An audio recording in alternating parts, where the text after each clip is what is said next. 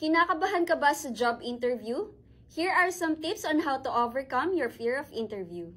Tip number 1, prepare. Mag-research ka about the company and yung position na ina-applyan mo. Practice some interview questions but don't memorize it. Mas genuine, mas maganda. Tip number 2, mindset is everything. Think of it this way, imbis na isipin mong kaya ko ba to, isipin mong kaya ko to. Dapat confident ka, but don't be too arrogant ha.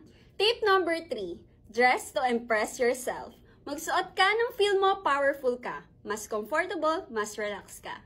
Tip number 4, breathe and relax. Before the interview, take a deep breath. Ang goal mo is to calm your nerves. Normal lang kabahan, pero huwag kang magpa-overwhelm. And lastly, tip number 5, celebrate small wins. After the interview, reward yourself. Kahit ano pang result, you did your best. And that is something you should be proud of. So, ready ka na ba sa interview mo?